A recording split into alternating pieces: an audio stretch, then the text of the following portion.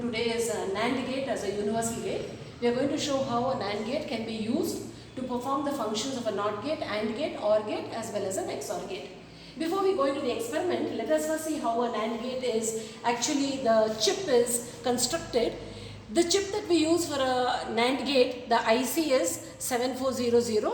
It is made up of 4 NAND gates as shown in the figure. 1, 2 is the input of the first NAND gate, 3 will be the output, 4, 5 will be the input of the second NAND gate, 6 will be the output, and 9, 10 are the inputs of the third NAND gate, 8 will be the output, 12 and 13 are the inputs of the fourth NAND gate, and 11 will be the output. The legs or terminals 7 and 14 are not connected.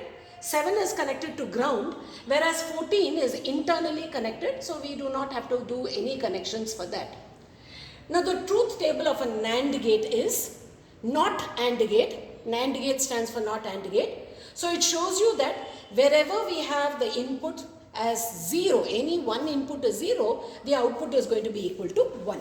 So let us see the inputs A and B. So if both inputs are low or 0, is such a logic low or it has 0, the output will be equal to 1. If A is 0, B is 1, output will be 1. If A is 1, B is 0, output is 1. If both the inputs are at a logic high or it is equal to 1, then we see that the output is equal to 0. Now, I'll show you the IC of IC 7400 over here. You have a notch at one end which is drawn on the board, and you can see that there are 14 legs, 7 on one side, 7 on the other side. So we make connections. We are going to put this into the socket and we are going to make connections from the terminals that are shown. We are going to show that a NAND gate is a universal gate, and as I said, when I say it's a universal gate, it means that it can perform the operations of an AND gate, OR gate, NOT gate as well as an XOR gate. So we'll start with our IC kit and we'll start doing the first case where I'm going to show that a NAND gate can be used to realize a NOT gate.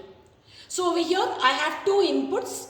The inputs I can say are going to be, we are going to actually short them. When I say short them, you can see that here input A, 1 and 2 terminals are shorted, output is taken out at 3. We are going to make use of only one NAND gate. Making use of one NAND gate, I am going to realize a NOT gate. A NOT gate is one which is an inverse gate, or it gives you an inverse operation. That is, if you have an input equal to 0, output is equal to 1. If input is equal to 1, output will be equal to 0. It is the opposite of the input that we get. This is called as a NOT gate. The second gate that we are going to realize is an AND gate. AND gate is one where if A and B are high, only then will the output be equal to high, or it will be equal to a 1. Otherwise, it's going to be equal to a 0. In this case, we realize an AND gate by using two NAND gates. I have 1 and 2 as the input of the first NAND gate, 3 is the output of the first NAND gate, 4 and 5 are interconnected as you can see. 3 is connected to either 4 or 5. Output is taken out as at the end 6. So if I measure the output at the end 6, you will see that this truth table has to be realized. That is, A and B high, output will be high. Otherwise, in all other cases, the output will be equal to 0. The third gate is an OR gate. We realize an OR gate using 3 NAND gates.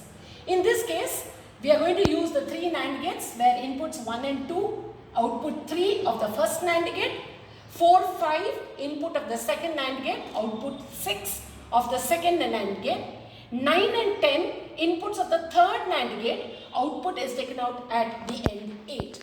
And as we know, OR gate is either A or B high, output will be high. Otherwise, it's equal to 0. So when you say A or B high, it means A or B should be equal to 1. So if I say 0, 0, output is 0. In the other cases, you can see either A or B or both of them are high. So the outputs are always equal to 1, or it is a logic high. The last gate that we are going to realize is an XOR gate. In the XOR gate, we are going to use all 4 NAND gates. The pin connections are as shown in the figure.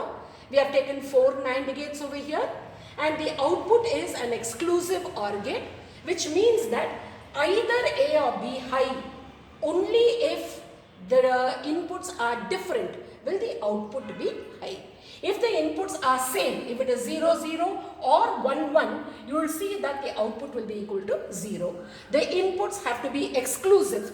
It should be unique. Only then will we get an output which is going to be a logic high. So we are going to realize this experimentally now. The kit that we use, I am going to use a DC battery, and the DC fixed power supply we are going to use as +5 and 0. You should make note, students, that we have a -5. We are not going to connect a -5. We are only going to use +5 and 0. Plus is always taken as the red terminal. So you will connect it to the red terminal of the box. The 0 is always the black terminal. It is connected to the black terminal in the box. This is the first connection that you all have to make. Next, what you are going to do is, you can see that there is a +5 written on top, +5 written on top on either side, which means it's a logic high, or it is the high input that we are going to give, which is going to be considered as 1. The other 2 terminals at the bottom are marked as ground. I have taken out black wires. This is going to be my logic low, or we are going to take it as 0. Now let us perform the first operation. That is, I am going to use it as a NOT gate. Now if you realize what is a NOT gate, as we know, A and B are going to be interconnected, and I am going to give the input to either A or to B. So now I am going to connect a logic high, and the output will always be taken out from 3. I am going to connect the output to the output terminal over here. Now I can give the inputs as 0, 0 by connecting the 2 ground wires, 0, 1 by connecting the logic low and the logic high, or 1, 0 by connecting these 2, or 1, 1 by connecting this. So let us check out how we are going to get our values. So first I'll put it as a 0. I'm connecting the logic low over here. I'm going to connect it as a 0.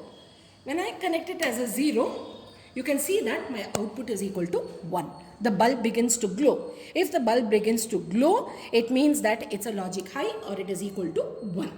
Now I'll take out the ground wire.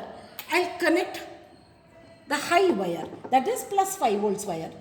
When I connect the +5 volts wire, you will see that the bulb does not glow. If the bulb does not glow, it means that it's at a logic low, or the value is equal to 0.